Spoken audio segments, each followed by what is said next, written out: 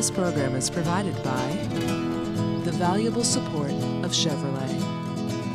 Chevrolet, find new roads.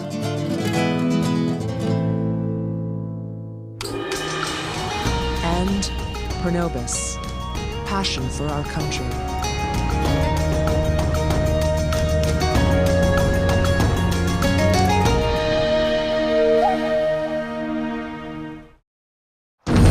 Get set for a thrilling adventure through a land of diverse natural wonders and priceless man-made treasures. It's a land of striking contrasts, where snow-capped peaks atop the Earth's divide flow into dense jungle rivers far below and out into the deep blue void. It's a place that holds its history close while laying claim to far-flung fabled islands where wildlife rules.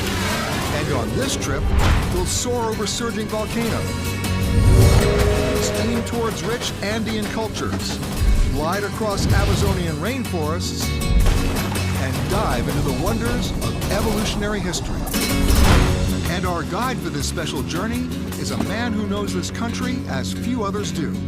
It's been his life's work to explore its terrain, talk to its people, and champion their hopes. He's a man who lifted himself out of poverty and succeeded in climbing to the very top, where he leads his country as it asserts itself on the world stage, to both the delight and dismay of its powerful neighbors. His name is Rafael Correa, and he is the President of Ecuador. So buckle up. For the next hour, we're going on an exclusive, inside-the-bubble trip with a sitting head of state, as he shows us his country as only he can. I'm Peter Greenberg, and this is Ecuador, the Royal Tour. Bordered by Colombia to the north and Peru to the south, Ecuador, which is Spanish for the word equator, sits firmly on latitude 0 on the western coast of South America. One of the smallest countries on the continent, about the size of the state of Colorado, Ecuador features lush rainforests, jungle rivers, the Andes Mountains, 10 major volcanoes, and 700 miles to the west, the famed Galapagos Islands. At the heart of this country of 16 million people is the capital of Quito, an historic city in a truly dramatic setting.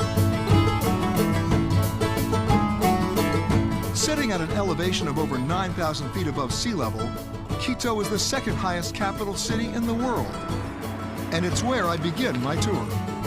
The president has asked me to meet him at the Carondelet Palace. This colonial building was constructed by the Spanish more than 2 centuries ago. Today, it's the seat of government and the president's official residence.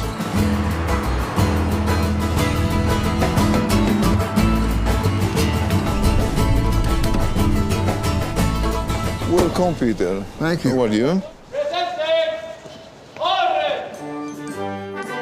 The president's head of protocol met me on the red carpet for the pomp and circumstance of a full official presidential greeting.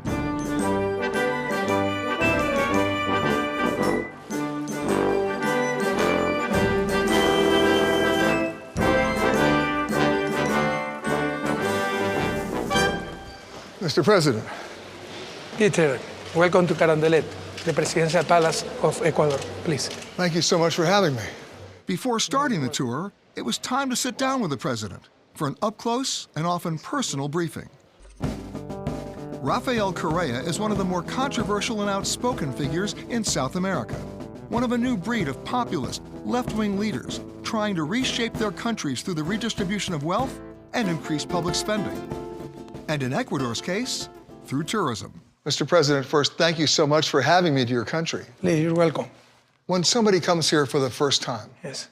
what's the most surprising thing that they discover about Ecuador? A very diverse country. Our country is a country of colors, of smells. The best roses in the world, the best bananas in the world, the best shrimp in the world. And we have a huge potential in tourism.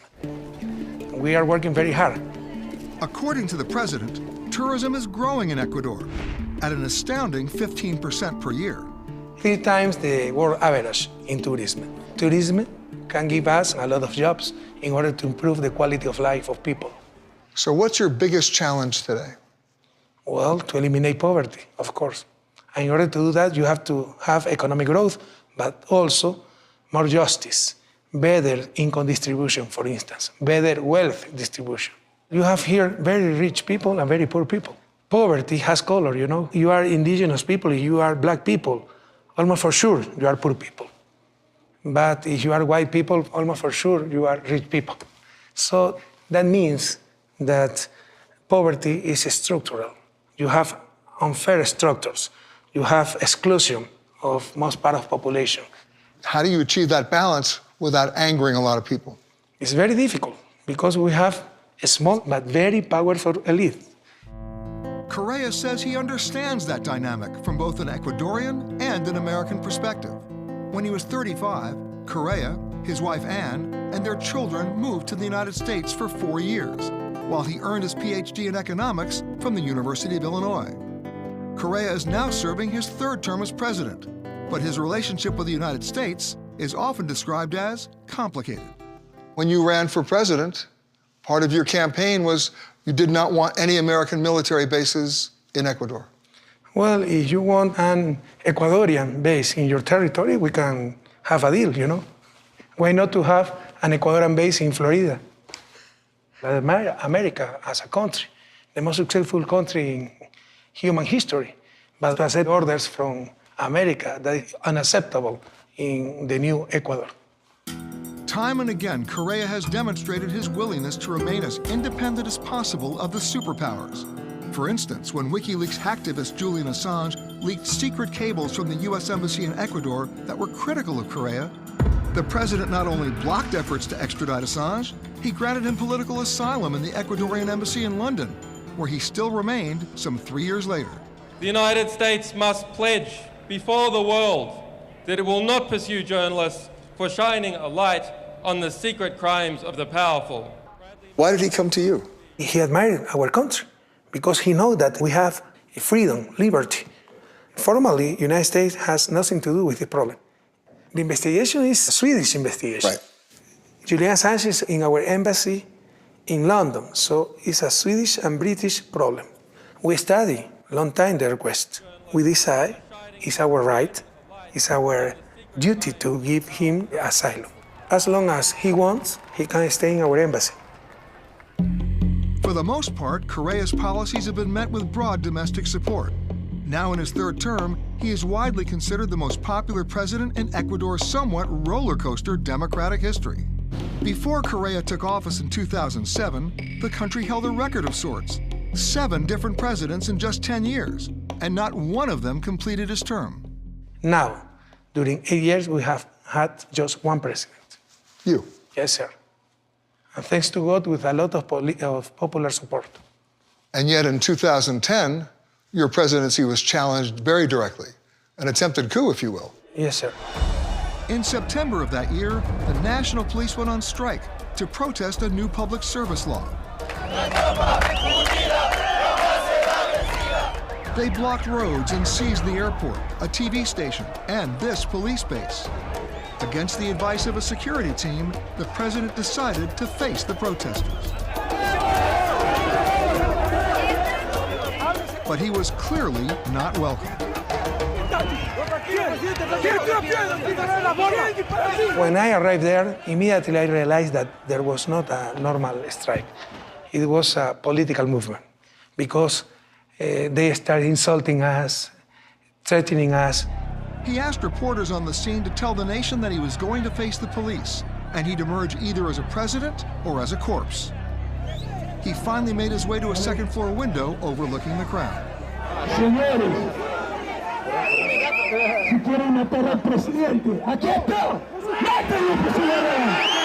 Finally, I told them, well, if you want to shoot me, to kill me, but don't harm your country. When he tried to leave, rioters fired tear gas at him.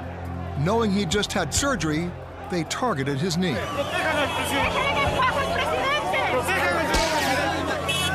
A few armed members of his security team rushed the president to a hospital on the base, where he was then kept against his will. Finally, 12 hours after he entered the hospital, an elite army unit rescued the president. 6 years later, Correa is still challenging the status quo in his own country and abroad. And now, he wanted to challenge some of our impressions about Ecuador. Ecuador is the most compact, mega diverse country in the world. You can have breakfast in the coast, in the Pacific Ocean, have lunch in the mountains, and have dinner in the jungle. So a lot of surprises? Of course. You're full of surprises. Oh, come on. My country is full of surprises.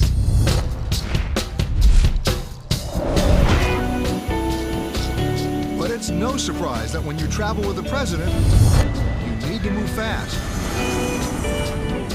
And you do it in style.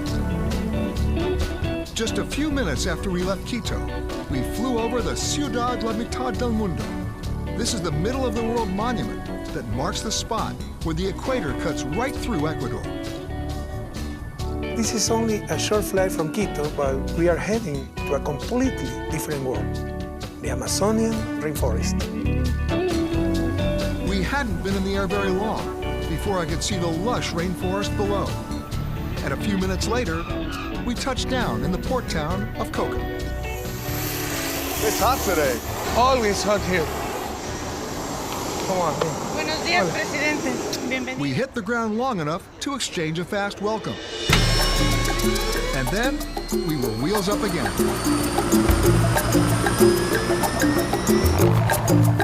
Soon we were flying towards the Napo River, following its swift flow towards the Amazon.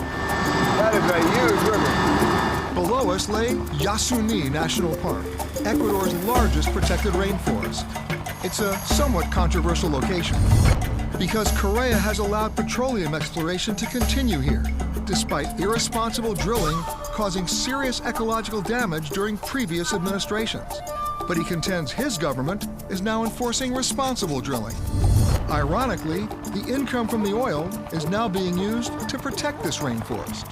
This is a frequent mistake to think that the most important danger to the Amazon region is oil. No, it's the expansion of the agricultural frontier. And in order to have alternative, you have to have other sources of revenue, of income, of jobs. And to show me how some of the native communities are actually benefiting from oil revenue, the president gave me a quick, bird's-eye view of the Napo Wildlife Center. It's one of Ecuador's newest eco-lodges, built by the Anyango Quichua people. Rather than having to resort to slash-and-burn farming techniques, the Quichua now support themselves with sustainable ecotourism. From plane to helicopter to boat, our next stop, the Napo River. Hey, you have to fix that. It's too small.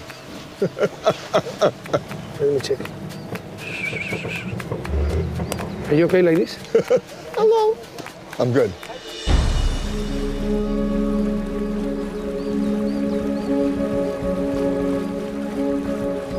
The Napo is the most important tributary to the Amazon River, the biggest river in the world. And in this one area, the largest river in the world, you have the most biodiversity you can imagine. Yes, by far. You can find more trees and more birds than in Canada and United States together. The president promised me we'd see plenty of that wildlife at the Sasha Lodge's 5,000-acre private ecological reserve. Sasha is a Quichua Indian word for forest, and this property offers a safe refuge for a tremendous variety of plants and animals native to the Ecuadorian Amazon. This is amazing, Mr. President, but I'm looking around here. It looks like a swamp. No, Peter, this is a flooded forest. A florid forest. What's that mean? Swamp? But look, you can find more than 600 kinds of birds, almost the same quantity than the entire United States. That's amazing. Yes. I can hear them. It's one of the most diverse places in the world. You know, Amazon region is the only place in my country where I can get lost. Yes. We walked long enough that I was beginning to think maybe we were lost. Then in the distance, I finally saw what looked like the lodge. But it turned out to be a staging hut for the canoes and guides that were waiting to take us farther up the river.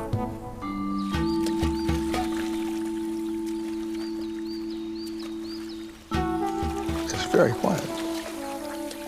Now I understood what the president really meant when he talked about getting lost.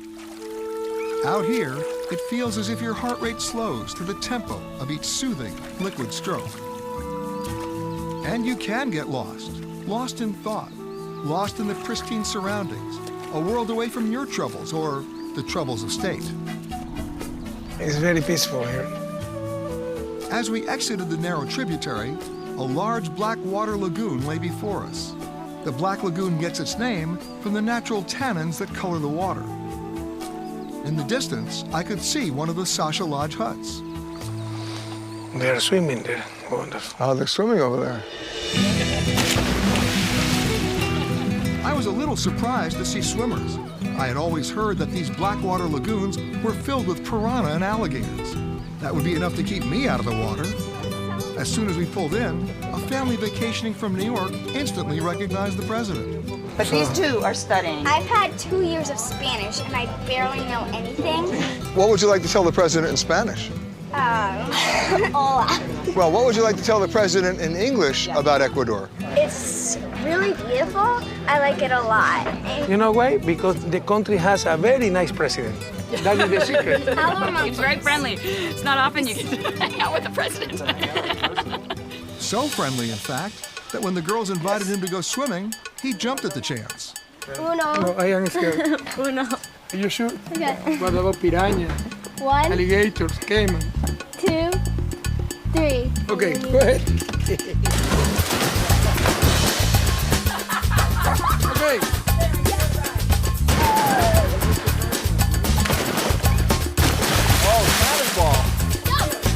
What's in the water here? Piranha, Piranha. caiman.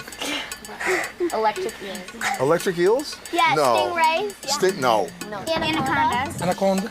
It's safe? Yeah, wow. Whoa!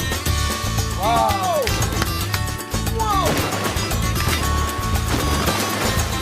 Yeah, let's just spend the whole week here.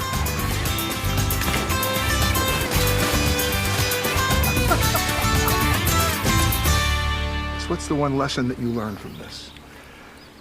We have to preserve this for the next generation, you know, for the world, for the history. After we left our new friends to swim, the president wanted to show me some of the creatures we had just been swimming with. Piranha, piranha. We're going for piranha? But don't worry, don't worry. Piranhas are eaten by caiman. Don't worry about that. Caiman?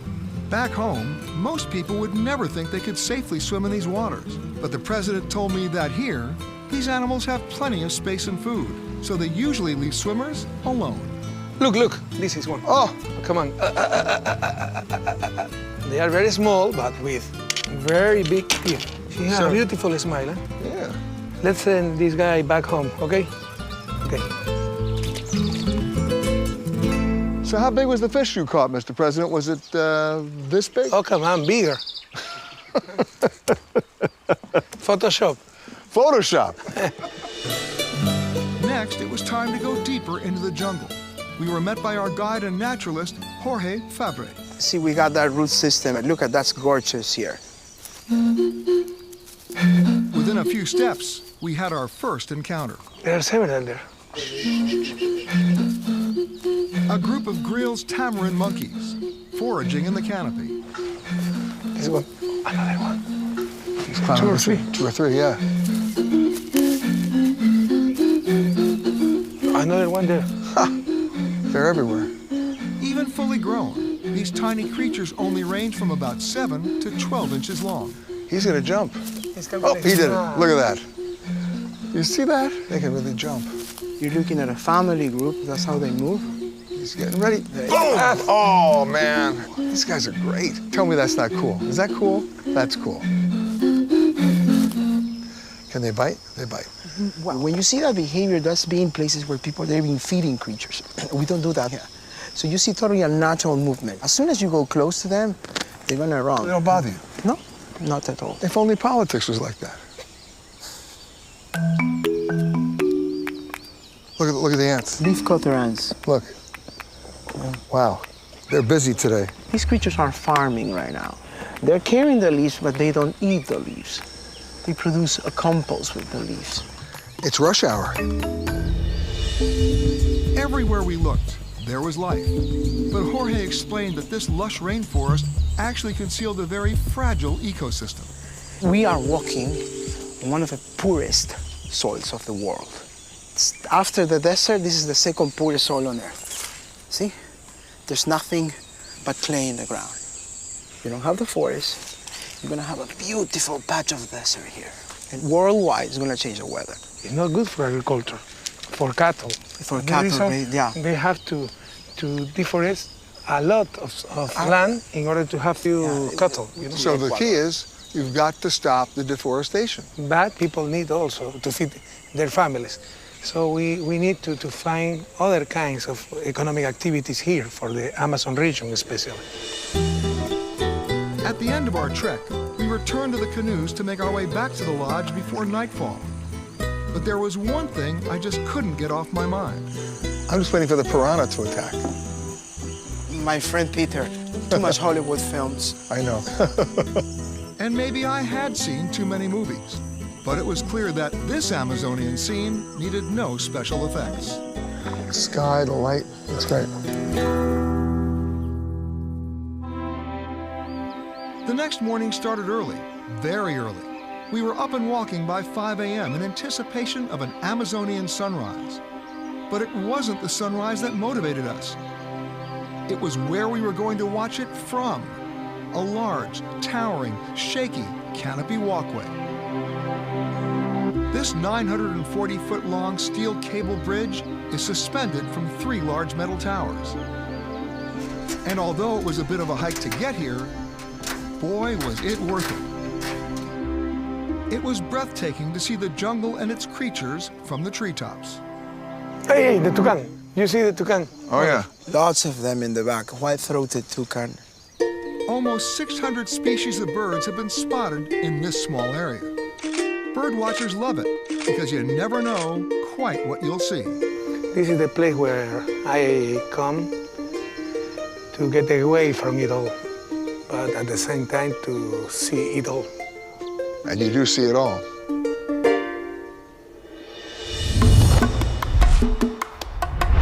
Roughly 50 miles south of Quito lies the highest active volcano in the world. At 19,000 feet, Cotopaxi is also one of the most dangerous. 2 days into the Royal Tour, Cotopaxi roared back to life for the first time in 70 years. Authorities feared the eruption could melt the volcano's ice caps, sending torrential mud flows towards the 300,000 villagers who live near the volcano's base. The president declared a state of emergency and sent in police and the military to help evacuate the town. We had to make a sudden return trip to Quito so that the president could coordinate with his staff. That is the Cotopaxi. It's the highest volcanic activity in the world.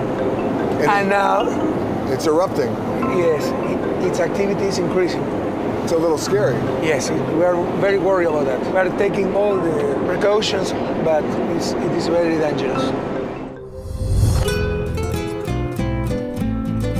Fortunately, the volcanic eruption quieted down, and the president was able to show me a bit of historic Quito. And it wasn't long before I understood why this city was the first in the Americas to be declared a UNESCO World Heritage Site.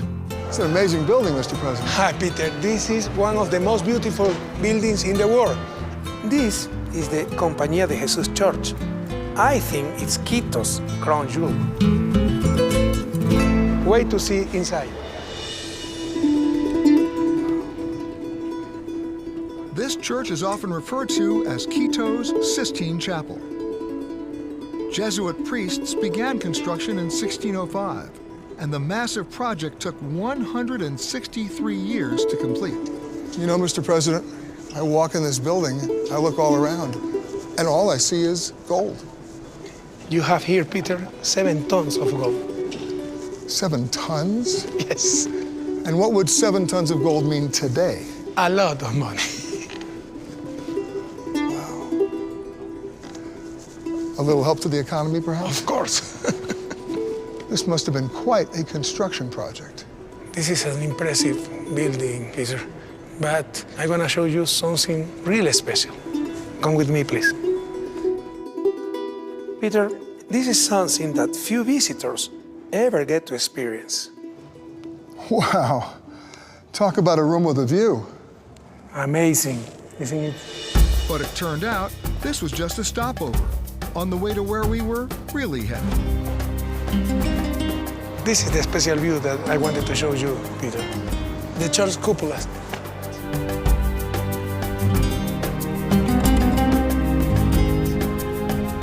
Beautiful. The cupola offered a grand view of Quito, considered the best preserved, least altered historic center in all of Latin America. San Francisco Church, the biggest monastery in the continent. This monastery was built on the site of the old Inca palace after the Spanish conquered the city nearly 500 years ago. Pretty amazing. Next, the president said he had an assignment for me. He sent me ahead to catch a northbound train to the Andes, where he promised he'd meet up with me later. And then, to my surprise, a century-old steam locomotive pulled up to the platform.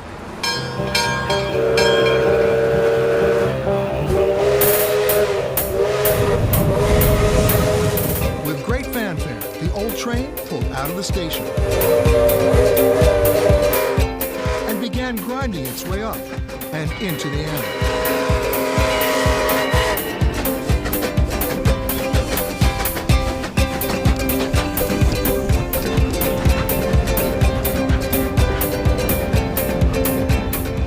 Old and rather slow, but that's the beauty of it. Because you have enough time to go at a pace, you can actually see something.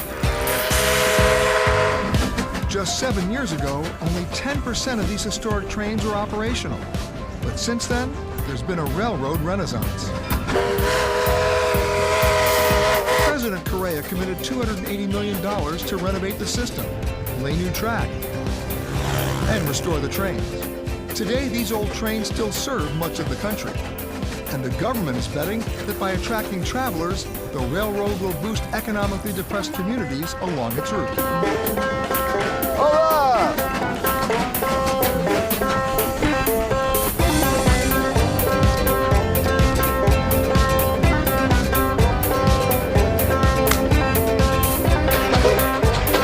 After a lumbering 3-hour journey, the train slowly pulled into the Andean mountain town of Otavalo.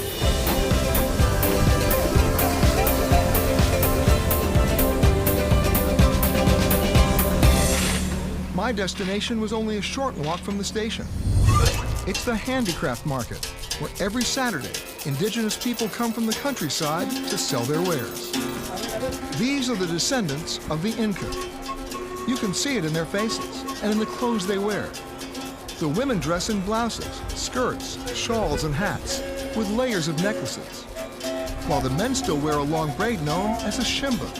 The shimba is a tradition that's believed to date back to pre-Incan times, and the locals see it as an expression of their ethnic identity and pride.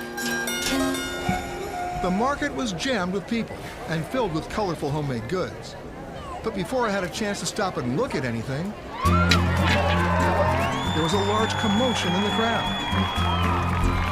It was the president trying to walk towards me. ¡Vive Madrid! Muy bien, ¡Qué alegría! un abrazo a todos. ¡Qué alegría, presidente! ¡Qué alegría! After a lot of squeezing and pushing, I finally caught up with him. Hi, Peter. How are you doing? Very good. This is what's called going shopping with the president. Me, the president, and all of these people, right? Sorry about that. There are a lot of people here. This is a very famous market. What are we going to shop for today? Well, you can buy ponchos. I want to see ponchos. You and me in ponchos. Yes, they are very beautiful. Let's do that. This way? Or Yeah, let's whatever you want. Yeah, sure. Okay. Hola.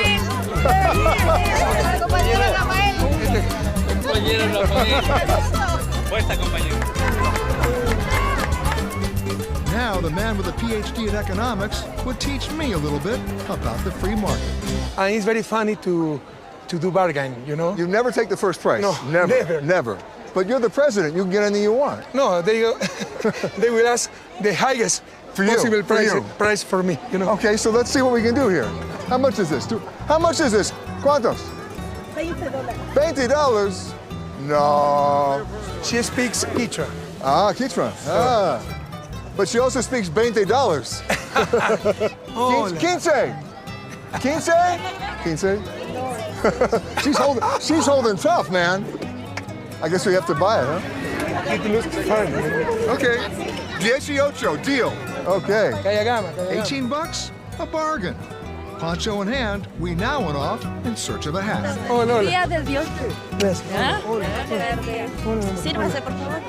Does this happen every time you go shopping? Sometimes worse, you know?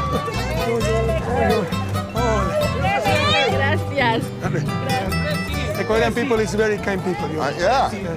These are Otavalos hats. Yes. They are very beautiful. Okay?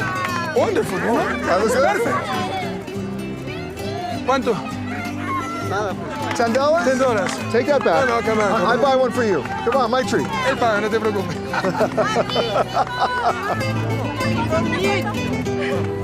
Right now, all these people are gonna go home in an hour, take a look at the picture, and say, who's the guy in the back with the hat? You ready? One shot with us. Okay. All right, so we try to make it back to the car now? Yes. Let's go. Let's go. Bienvenido. Going this way? Uh-oh. Here we go again.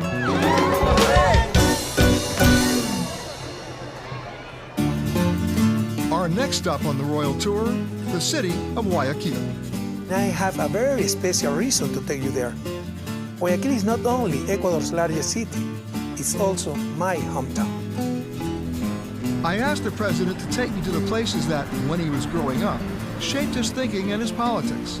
He took me to the spot that he said most profoundly impacted his life. Peter, this is a very special place for me. This is my school. San Jose de la Salle was the Catholic school the president attended from the age of 5 until he graduated at 18. He wanted to keep our arrival a secret from the students. But when the school's most famous alumnus is also president of the country, leaks sometimes occur. And it was clear the word had already gotten out. The students had been instructed to act with restraint and decorum, as if it were just another Monday morning assembly. The flags were raised. And the president showed he still remembered every word to the school song. Cantada haciendo memoria de sus fulgores de sol. ¡Viva la Salle! ¡Viva Ecuador! Buenos días, queridos chicos, ¿cómo estamos? Yo feliz de visitar esto que es parte tan importante de mi vida. It was a pep talk from the country's and the school's most important cheerleader. But then came the high point of the morning. Nos tomamos una foto aquí, juntos. Selfie. Va a ser difícil selfie. Some words are the same in any language. Pero ahí se organiza. Ya metí el relajo aquí, me van a...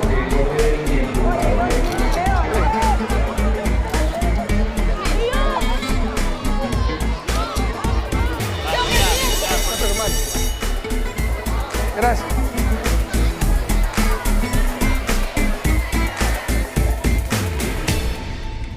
With school back in session, the president decided to stop in on an English class. Nice to meet you guys. Hello. No, it's fine. They must learn good English. My English is not good. Yours is very good. Congratulations. Thank you. We have a question. We have a question. Okay. How old are you? Oh, my God. Oh, come on. You shouldn't ask that question. How old do you think I am? 45. 45, thank you very much. No, I am 52. Why do you want to be in this school? I got a scholarship. For this reason, I could study here. I was very lucky because it's a very good school, but I didn't have money in order to pay it.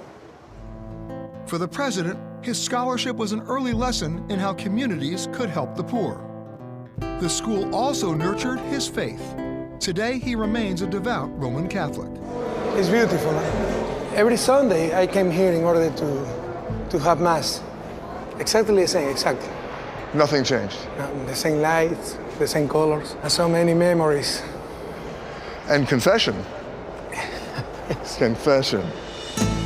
And yes, the president told me he did have some things to confess. We play hooking You'd leave the school.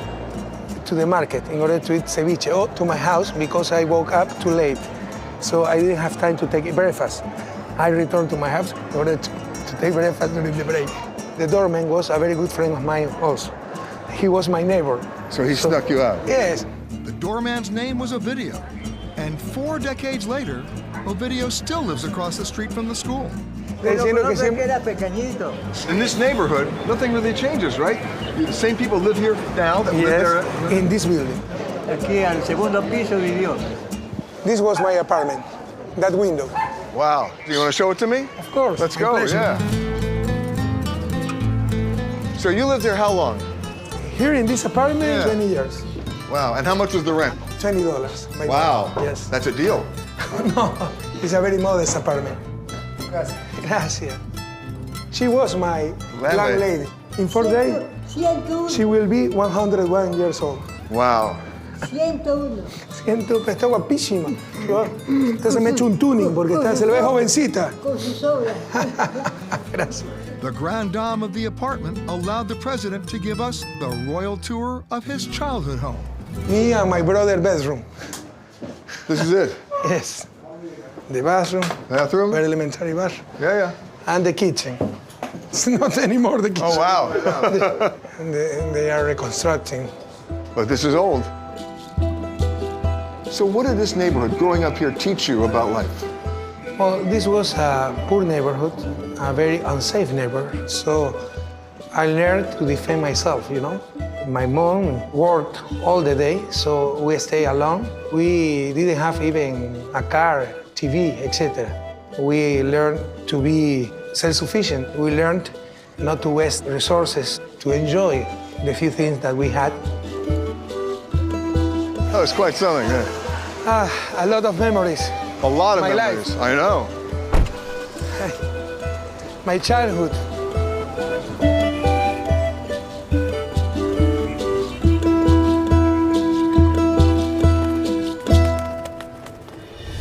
Our next stop would be just an hour upriver from the port of Guayaquil.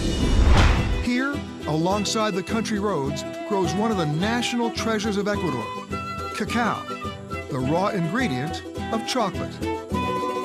There's evidence to suggest that the cacao plant may have originated in Ecuador and that beans have been harvested and consumed here for 5,000 years.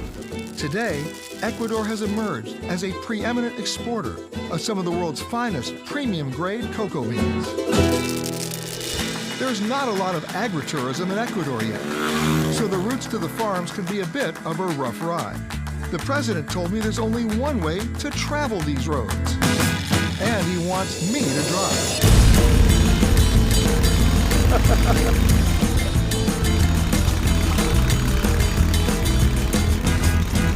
Whoa! Today, these roads are used by the locals and only the most die-hard chocolate fanatics. As a result, most of this industry remains shrouded in mystery. So the president wanted to give me a closer look so that I could experience chocolate right at the source.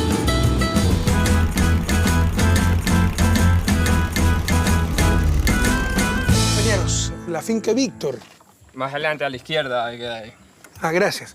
Let's go. Sometimes, even a president has to ask for directions in his own country. Gracias, Coco. And we continue down the cacao route.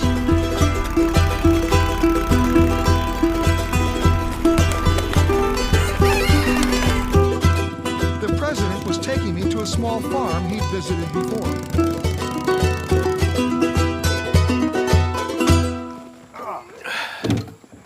These are cocoa trees. The best cocoa in the world. Hey! We met Victor, the farm's owner. Gracias por visitar mi finca. Bienvenido. Es una plantación de cacao joven que tiene prácticamente 8 años. He's saying that these are young cocoa trees, around 8 years old. It's a pod. The pod of the cocoa. He will show us the cocoa beans. Yeah. Go ahead. They smell very nice. Floral. Wow. Take one. This is the wet beans. Yeah. In order to export them, you must dry them. You know? Let's go see it, yeah.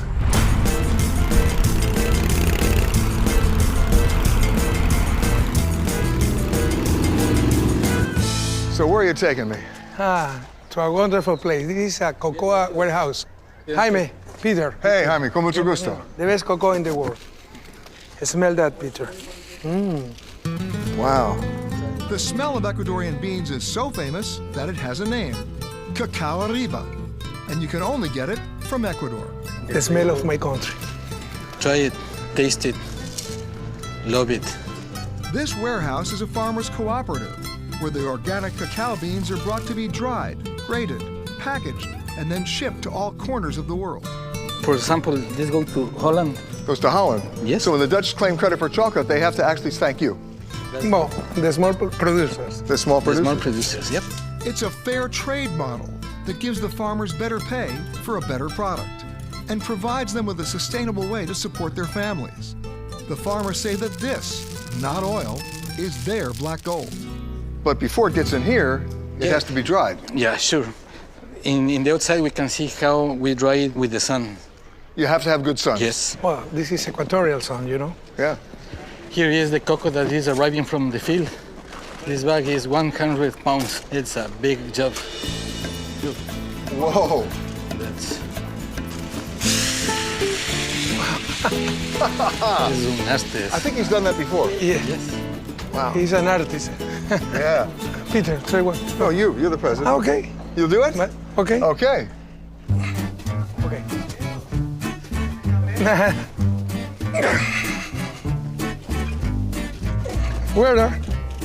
Where should I put it? Well, here. But I don't know how. That's an art. Okay. Talk about carrying a lot of weight on your shoulders.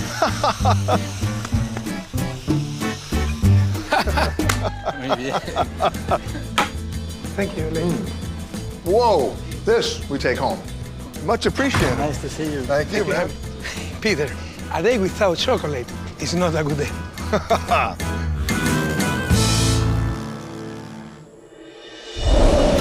But the day wasn't over yet. We returned to Guayaquil for dinner. Not a formal government affair, but to one of the president's favorite places. A modest outdoor eatery, filled with good food and plenty of street meals.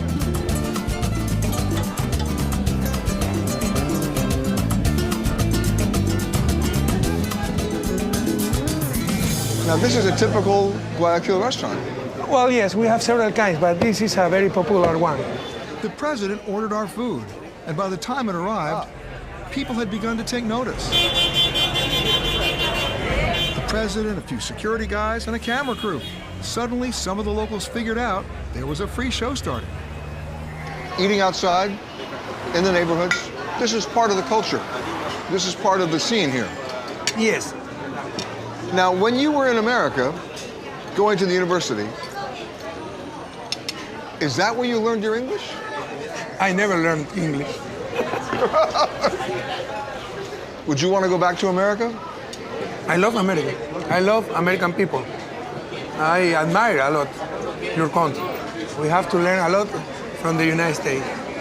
Any culture has good things and bad things. American culture also.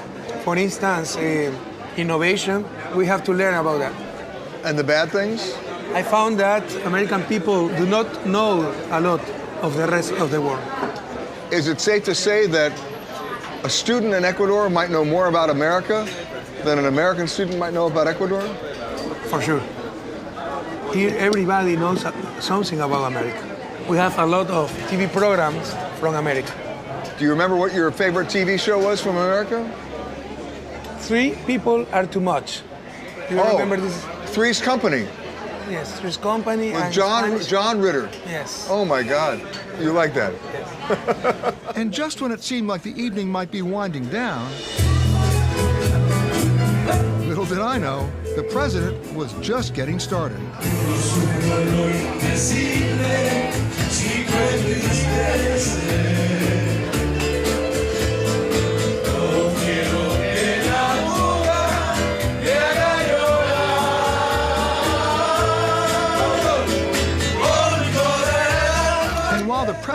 only had been an amateur singer, he certainly knew how to hold an audience.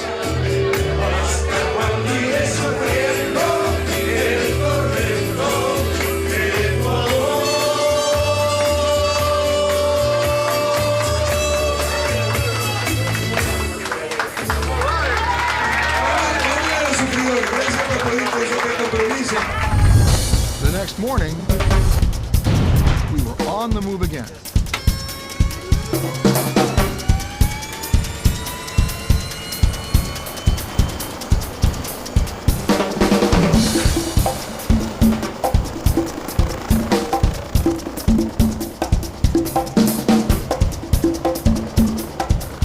Today we are taking off from Guayaquil and flying along the Pacific coast to Puerto Lopez. Puerto Lopez, the president told me, is the #1 spot in Ecuador for whale watching. We touched down in Manta, a short drive from the port. Thanks, guys. The moment we landed, a group of locals immediately recognized their president.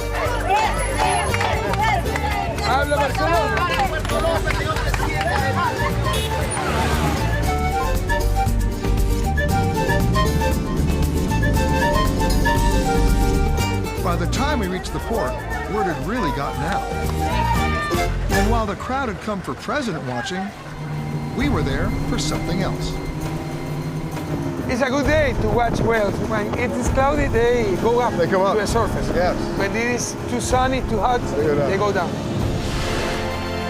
The president was right. These whales must have approved of the weather because they were everywhere. Wow. Oh, whoa! Wow! There is another one. 2, 3. Yeah, good stuff. There he is. Wonderful. Each year, these humpback whales travel over 4,000 miles from Antarctica to mate in the warm waters off Puerto Lopez. Ah, there he is. Whoa. Oh, yeah, boom. The whale tail is like its fingerprint. Every tail is different from another. At one time, humpback whales were nearly hunted to extinction. And while they've made a steady recovery, today they face a new threat. Climate change is disrupting their migration patterns. Oh, look, that's a big one. That's a big one, look. Beautiful, huh? While some of the whales were already traveling with calves, others were still searching for a mate. This is a female, right, that has two males following her. Isn't that always the case? And when a whale raises its fin in the air, that's a male showing off to attract females. Ecuador is the country of love because these whales cross half of the planet in order to mate here in Ecuador. And they're here mating right now? Yes. And we watched. So if someone has his honeymoon, he can come to Ecuador, you know? So this is the whale honeymoon? Yes, yes. You see? Yeah. Ecuador, the country of love.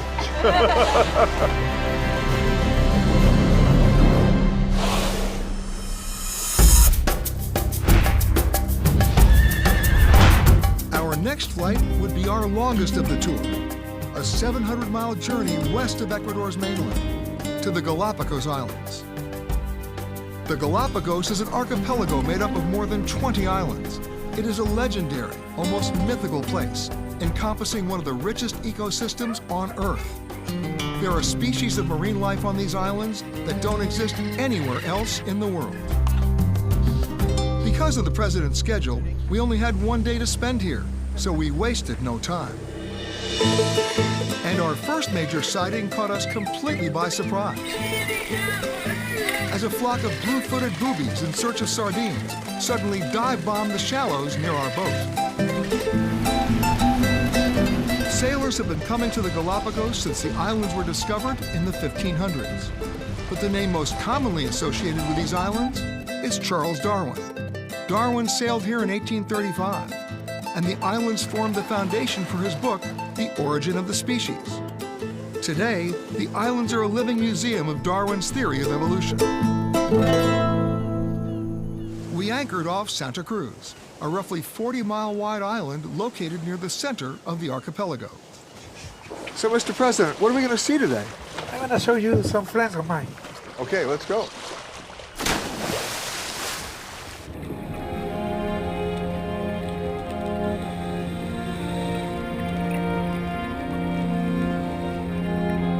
There's a reason why the Galapagos is one of the top spots in the world for snorkelers and scuba divers. This massive marine reserve offers visitors a thrilling underwater spectacle. And the marine life here is so familiar with humans that they will often swim alongside their visitors. Now, that's fine as long as we're talking about sea lions and turtles and such, but then the president led me toward a shallow cove. And suddenly, everything grew eerily still. Out of the corner of my eye, I saw something flash. And that's when I saw it. Not only did the president remain calm, he motioned for me to move even closer. It turned out that these were just white-tipped reef sharks. They preferred to eat seafood and usually leave humans alone. But still, for me, this is a little too close for comfort, even with the president's underwater security detail hovering close by. But the president was loving it, and the sharks didn't seem to mind. So I couldn't help but wonder, professional courtesy? Wonderful. Amazing. Woo! Mr. President, that was great. Now listen to me. Next time, when I'm looking at a shark, don't grab me. We left the island's coastal scrub behind and hiked up to the lush green highlands. We met up with our naturalist, Juan Salcedo. The two of them wanted me to see one of the island's most famous inhabitants. That guy over there? Yes. These are big. Yeah, 400 pounds is the average weight and size for a tortoise. So imagine being a sailor in the 1600s and coming to an archipelago looking for fresh meat and encountering such a delicacy, full of fat, full of meat. These giant tortoises can live up to a full year without food or water. It's a survival trait that almost led to their extinction in the 19th century. Basically, you could store them upside down, and you could slaughter one when you needed a fresh meat meal. But one of the sailors who came here saw these animals differently. It was these tortoises that helped inspire Charles Darwin's theory of evolution. Darwin observed that tortoises on different islands had different characteristics. On this lush island, the tortoises ate low grass and had shorter necks than their cousins, who lived on scrub brush islands and ate tall cactus. It's beautiful, you know. When they want to move, how fast can they move? About 2 kilometers per hour. But at this size... Boy, what are you laughing about? They move as fast as bureaucrats. I think they go faster, you know. Hey, guy, how are you doing? My friend. Hey, what's going on? This is Ecuador, Peter. Yeah. You're gonna find this nowhere else. Unfortunately, the president said we only had time for one more stop. We headed to Seymour Island. It's one of the smallest islands in the Galapagos, but one that draws travelers and bird watchers from all over the world. We were welcomed by frigate birds and sea lions sunning themselves on the rocks. You can find Southlands in Galapagos. They are very friendly. Oh, look at this. Hey! Oh.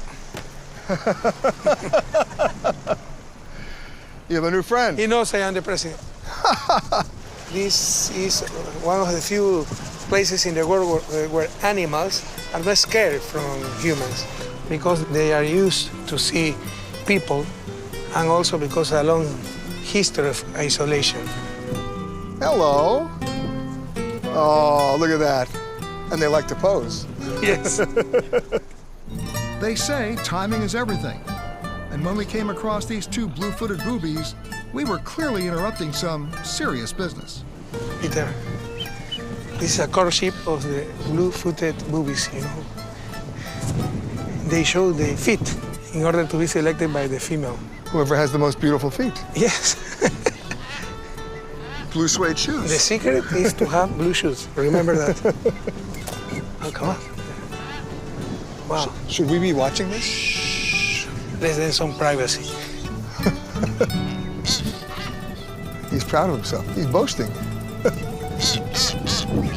Looks like somebody got selected. We left the small island to its romantic inhabitants, but the day was drawing to a close, and so was the Royal Tour. Mr. President, I want to thank you so much for giving me such an incredible tour of your country. Oh, come on, Peter. It was our pleasure. But you know, in watching you all week, I've just discovered there's something missing, and I really can't end the show without asking you just one more favor. Of course. Selfie? Oh, come on. Tourists.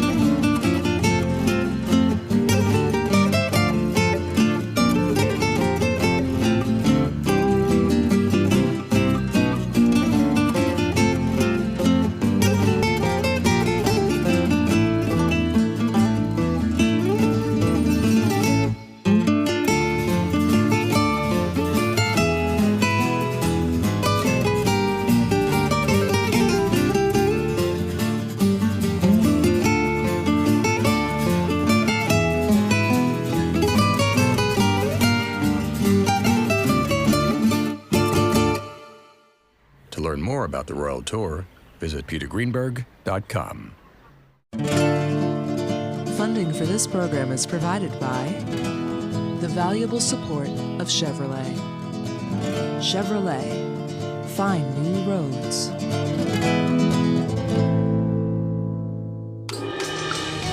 And Pernobis, passion for our country.